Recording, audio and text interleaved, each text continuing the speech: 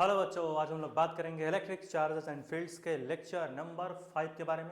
और यहाँ पर हम लोग डिस्कस करेंगे कि इलेक्ट्रिक फील्ड लाइंस आखिर क्या होती हैं, इसका एक मैथमेटिकल फार्मूला आता है वो क्या होता है, और एक बेसिक सा न्यूमेरिकल लगाएंगे। और इसके अगले लेक्चर में हम लोग properties of electric field lines देखेंगे। तो यहाँ पर हम लोग देख लेते हैं कि आखिर फील्ड लाइंस होती क्या है, मैथमेटिकल डेरिवेशन है इसका, मैथमेटिकल फार्मूला क्या निकल करके आएगा, और एक न्यूमेरिकल भी लगाएंगे। तो शुरुआत करेंगे सबसे पहले इलेक्ट्रिक फील्ड लाइंस से कि आखिर इलेक्ट्रिक फील्ड लाइंस क्या होती है। तो देखो भाई, इलेक्ट्रिक फील्ड लाइंस क्या है। मान लेते हैं हमारे पास दो चार्जेस गिवन है। मान लेते हैं ये हमारा एक चार्ज है, ये हमारा है प्लस क्यू चार्ज। तो इसे हम लोग दिखा सकते हैं ऐसे, और इसको हमने मान लिया ये माइनस क्यू चार्ज। अब ध्यान से सुनना, तो इलेक्ट्रिक फील्ड लाइंस क्या है, इसको बोल सकते हो electric field lines of force, ये भी बोल सकते हो। मतलब कहने का मतलब है कि हमारे पास अगर कोई चार्ज है तो उस चार्ज का इन्फ्लुएंस जितने रीजन तक, जितनी दूरी तक इस चार्ज का इन्फ्लुएंस होगा वो होता है इलेक्ट्रिक फील्ड लाइंस। वो पूरा रीजन में क्या होगा उसको हम कहेंगे इलेक्ट्रिक फील्ड लाइंस फैली हुई है। मतलब एक रीजन है जहां पर इलेक्ट्रिक फील्ड लाइंस क्या होती है, एक रीजन है पूरा जहां पर इस चार्ज का इन्फ्लुएंस है। इन्फ्लुएंस का मतलब क्या, अभी आगे देखेंगे, अभी इतना समझो। इन्फ्लुएंस है मतलब उतनी दूर तक ये फोर्स लगाता रहेगा। अगर उतनी दूरी के अंदर, उस रीजन के अंदर कोई टेस्ट चार्ज हम लाते हैं, यानी टेस्ट चार्ज मतलब ऐसा चार्ज जिसका मैग्नीट्यूड 0 है, कोई भी हम टेस्ट चार्ज या कोई भी चार्ज लाएं तो उस चार्ज पे ऊपर फोर्स लगाएगा ये चार्ज, जो कि इलेक्ट्रिक फील्ड लाइन बना के बैठा है अपने चारों तरफ। तो जो पॉजिटिव चार्ज होती है इसकी जो इलेक्ट्रिक फील्ड लाइंस निकलती हैं, या फिर इसकी वजह से जो इलेक्ट्रिक फील्ड लाइंस बनती हैं up to a particular region, वो कैसी होती हैं, अवे फ्रॉम द चार्ज, यानी कि चार्ज से दूर भागती हुई बनती हैं। यानी जो पॉजिटिव चार्ज होता है इसकी जो इलेक्ट्रिक फील्ड लाइंस होती हैं ये अवे फ्रॉम द चार्ज होती है। एरो का देखो ये इस तरफ, यानी अवे, बाहर की तरफ है, away from the charge. Positive charge की जो इलेक्ट्रिक फील्ड लाइंस होती हैं वो कैसी होती हैं, away from the charge, charge से दूर भागती हुई। ठीक है, तो ये हमारी क्या है, इलेक्ट्रिक फील्ड लाइंस हैं सब की सब। अब निगेटिव चार्ज है तो इसकी जो इलेक्ट्रिक फील्ड लाइंस बनती हैं ये तो अवे फ्रॉम द चार्ज बन गई पॉजिटिव चार्ज की। निगेटिव चार्ज की जो इलेक्ट्रिक फील्ड लाइंस होती है वो टुवर्ड्स द चार्ज होती है, यानी निगेटिव चार्ज की जो इलेक्ट्रिक फील्ड लाइंस होती हैं वो चार्ज की तरफ जाती हैं, जैसे यहां देख सकते हैं टुवर्ड्स द चार्ज, ये है इसकी इलेक्ट्रिक फील्ड लाइंस। ठीक है, तो यही फर्क होता है दोनों चार्जेस के बीच में। पॉजिटिव चार्ज की फील्ड लाइंस क्या होती हैं, away from the charge. Negative charge की field lines towards the charge. और इलेक्ट्रिक फील्ड लाइंस क्या है, किसी भी चार्ज की वजह से एक ऐसा पर्टिकुलर रीजन जहां पर उस चार्ज के इन्फ्लुएंस को परखा देखा जा सके, उसके इन्फ्लुएंस को देखा जा सके कि हाँ भैया यहां पे इन्फ्लुएंस है। ठीक है, वही होती है इलेक्ट्रिक फील्ड लाइंस। और इसका थोड़ा सा अगर फील लेने के लिए बोलो तो फोर्स पर यूनिट चार्ज होता है। इसका डिफिनेशन कैसे समझते हैं, इसकी जो हमारा फॉर्मल डिफिनेशन होता है अब हम देखेंगे क्या है। समझ के दोनों का केस, आगे बढ़ते हैं। चलो, तो इन्होंने कहा कि हमने समझना है इलेक्ट्रिक फील्ड इंटेंसिटी। इन्होंने कहा अभी हम समझेंगे इलेक्ट्रिक फील्ड इंटेंसिटी या इलेक्ट्रिक फील्ड लाइंस क्या होती हैं। जैसे हमने कहा हमारे पास एक चार्ज है, मान लेते हैं क्यू चार्ज है, पॉजिटिव चार्ज है, हम निगेटिव भी ले सकते हो। हमने कहा हमारे पास एक पॉजिटिव चार्ज है, ठीक है, ये हमारा सोर्स है या बोल लो चार्ज है। ठीक है, ये हमारा चार्ज है, कि सोर्स बोल लो चार्ज बोल लो, कोई दिक्कत नहीं, हमारे पास चार्ज है। हमने कहा कि हम इस चार्ज की वजह से इलेक्ट्रिक फील्ड लाइंस जो प्रोड्यूस हो रही है उसको हम कैलकुलेट करना चाह रहे हैं, यानी इलेक्ट्रिक फील्ड इंटेंसिटी पता करना चाह रहे हैं।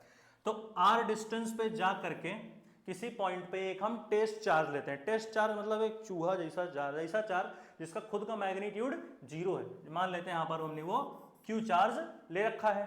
ठीक है, तो हमने कहा ये जो हमारा चार्ज है, ठीक है, ये जो हमारा चार्ज है, ठीक है, ये जो हमारा चार्ज बोल सकते हो, यहां पे ऐसे पूरा एक रीजन है तुम्हारा ये। ठीक है, यहां पर हमने क्यू चार्ज ले रखा है।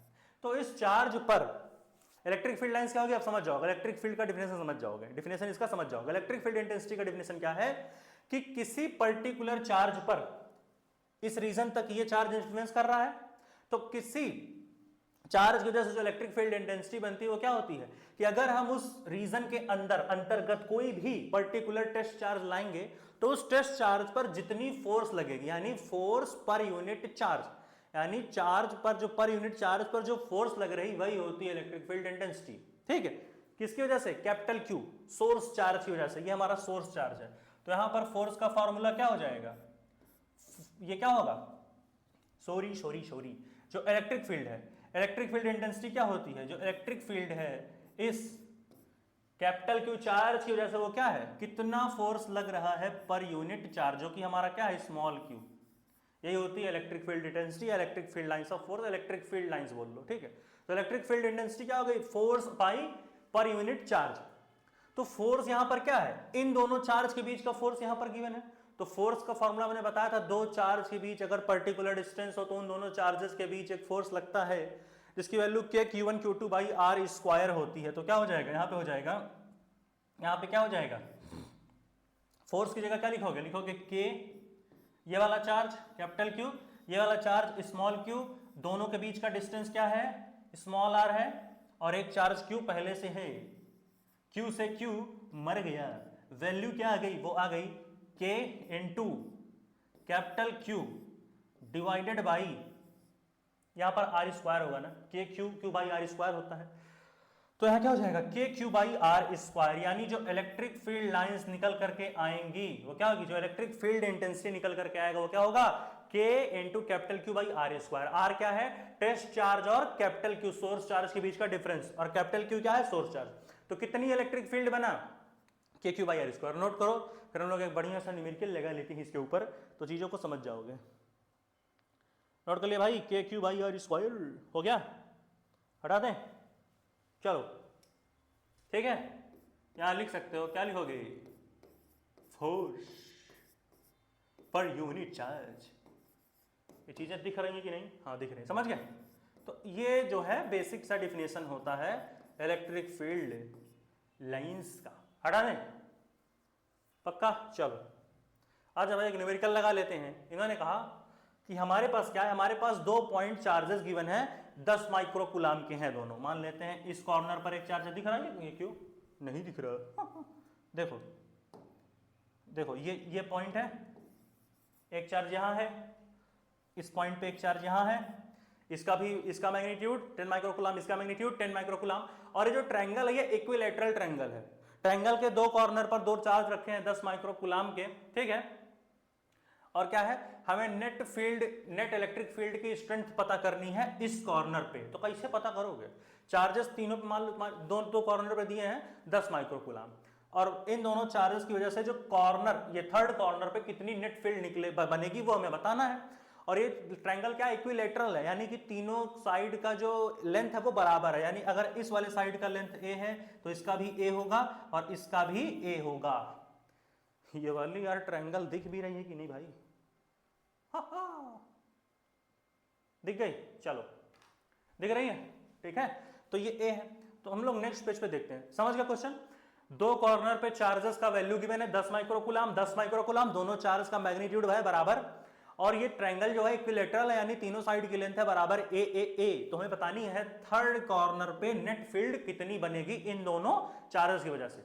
चलो भैया समझ आ गया, नेक्स्ट पेज पे देखते हैं क्या कहानी बनेगी, क्या कहानी बनेगी, हटा दें, चलो नेक्स्ट पेज पर देखते हैं, आजा भाई चलो। तो इस सवाल को हम लोग लगाएंगे और देखते हैं क्या होगा। चलो सबसे पहले अपना ट्रायंगल बना लेते हैं भाई, बढ़िया सर, बन गया ट्रायंगल, समझ गए। देखो इस कॉर्नर पर एक चार्ज है 10 माइक्रोकूलाम, इस कॉर्नर पर एक चार्ज है 10 माइक्रोकूलाम, और इक्विलैटरल ट्रायंगल है तो तीनों साइड्स का लेंथ क्या होगा, बराबर होगा, ठीक है। इन दोनों चार्जेस की वजह से इस तीसरे कॉर्नर पर नेट फील्ड कितनी बनेगी, अभी मैंने बताया दोनों चार्जेस क्या है, पॉजिटिव है, दोनों का मैग्नीट्यूड सेम है, वो तो अलग चीज है। दोनों चार्ज पॉजिटिव है, जहां कोई सिंबल नहीं वहां पॉजिटिव होता है, जिसका कोई नहीं होता उसका भगवान होता है। तो वैसे ही जहां पर कोई साइन ना दिखे तो समझ जाओ वो पॉजिटिव चार्ज है, ठीक है। तो यहाँ पे क्या हो जाएगा, यहाँ पे ये वाले चार्ज की वजह से एक इलेक्ट्रिक फील्ड लाइन बनेगी। अभी मैंने बताया था पॉजिटिव चार्ज की वजह से जो इलेक्ट्रिक फील्ड लाइंस बनती हैं वो अवे फ्रॉम द चार्ज, यानी चार्ज से दूर भागती हुई बनती हैं। तो यानी ये वाला जो चार्ज है इसकी वजह से जो फील्ड लाइंस बनेंगी वो ऐसे बनेंगी, इससे दूर भागती हुई, देखो ऐसे, ये डायरेक्शन में, ठीक है। ये वाला भी चार्ज पॉजिटिव है, इसकी field lines away from the charge, दूर भागती हुई बनेगी, ठीक है, ऐसे, ठीक है, इस तरीके से। अब जैसा कि इक्विलैटरल ट्रायंगल है तो ये 60 डिग्री, ये 60 डिग्री, ये 60 डिग्री, अगर तीनों 60 तो ये भी 60 डिग्री बन जाएगी, ठीक है। 60 डिग्री तो बनेगी कि कुछ और बनेगी। तो यहां पर हमें नेट फील्ड निकालना है, तो सीधी सी बात है, दोनों चार्ज का मैग्नीट्यूड बराबर 10 माइक्रोकूलाम, इक्विलैटरल ट्रायंगल है तो एंगल बराबर यहां 60 डिग्री हो गई। इसका मतलब अगर ये वाली मान लो E1 है, जो इस वाले Q की वजह से जो फील्ड बन रही है ये E1 है, ठीक है। इस वाले चार्ज की वजह से इस तरफ फील्ड बन रही है E2 है। अब क्या है, दोनों चार्जेस का मैग्नीट्यूड बराबर, और सबकी ये इक्विलैटरल ट्रायंगल की कहानी है, यानी एंगल 60 है, इसका मतलब दोनों चार्जेस का जो इलेक्ट्रिक फील्ड का मैग्नीट्यूड है वो भी बराबर होगा टोटल, यानी E1 E2 को मान लो E के बराबर, E1 E2 आपस में बराबर हैं तो E1 E2 को मान लो E के बराबर, हो सकता है कि नहीं, मान सकते हैं। तो अगर ऐसा रिजल्टेंट इनके बीच से निकलेगा, क्योंकि दोनों चार्ज का मैग्नीट्यूड बराबर है, तो रिजल्टेंट क्या है, बीच से निकलेगा दोनों के। और जब रिजल्टेंट बीच से निकले, दो वेक्टर E1 E2 है तो वेक्टर क्वांटिटी, तो दो वेक्टर्स के अगर बीच से रिजल्टेंट निकलता है, इक्विलेटरल ट्रायंगल है, 60 डिग्री हो गया इधर, तो क्या होगा, दो वेक्टर्स के, जब दो वेक्टर्स है दोनों का मैग्नीट्यूड बराबर है, ठीक है। अब इनके बीच से जो रिजल्टेंट निकलेगा तो उसके लिए हम क्या फॉर्मूला लगाते हैं, नेट इलेक्ट्रिक फील्ड निकालने के लिए क्या फॉर्मूला लगाएंगे, जो रिजल्टेंट होगा वो बीच से निकलेगा E1 E2 के, ऐसे कुछ जो रिजल्टेंट है वो बीच से ही तो निकलेगा, ऐसे ये क्या हो गया, ये E नेट हो गया, दो वेक्टर्स हैं और उनका रिजल्टेंट बीच से निकल रहा, यानी कि इन दोनों वेक्टर्स को हम ऐड करेंगे तो हमें E नेट मिलेगा। दो वेक्टर्स को ऐड कैसे करते हैं जब रिजल्टेंट बीच से निकलता है, बताओ भाई कैसे, बता बता बता बता। फॉर्मूला होता है, क्या फॉर्मूला होता है बताओ, फॉर्मूला होता है, फॉर्मूला क्या होता है, फॉर्मूला होता है, फॉर्मूला होता है, क्या होता है फॉर्मूला बताओ।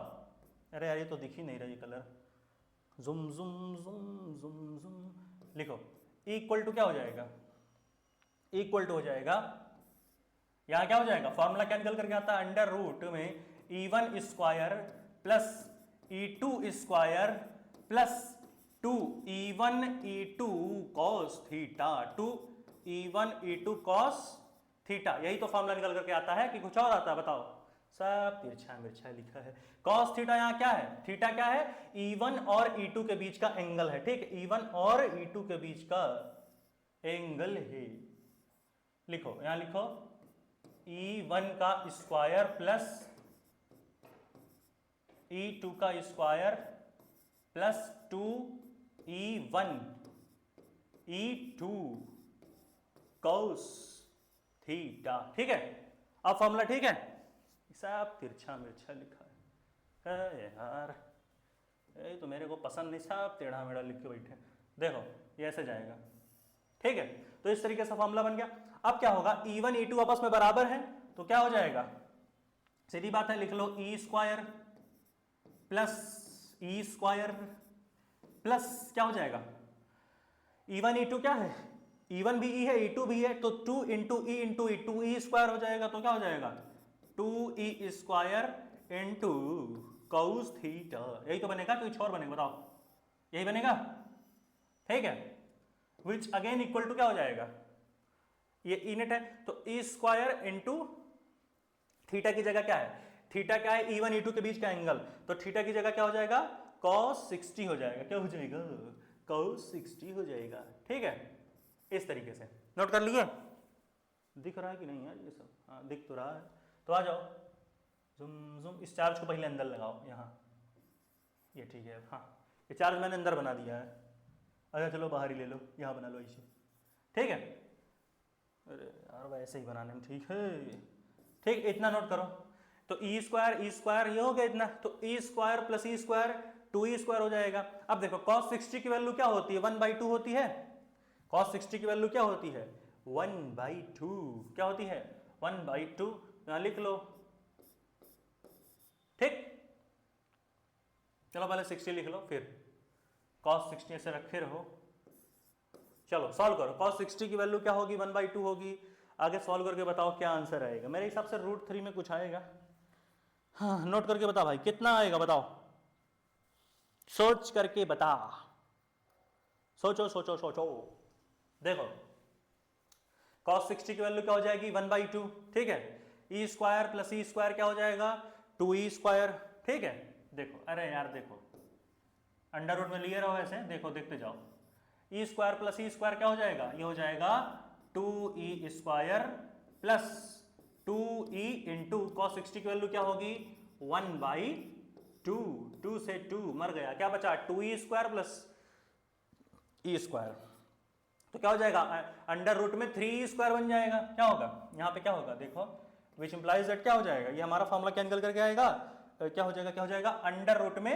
3E स्क्वायर हो जाएगा, ठीक है, तो सीधी सी बात है अंडर रूट में 3E स्क्वायर है, 2 स्क्वायर प्लस ई स्क्वायर तो क्या जाएगा 3e स्क्वायर में, ये अंडर रूट में आएगा।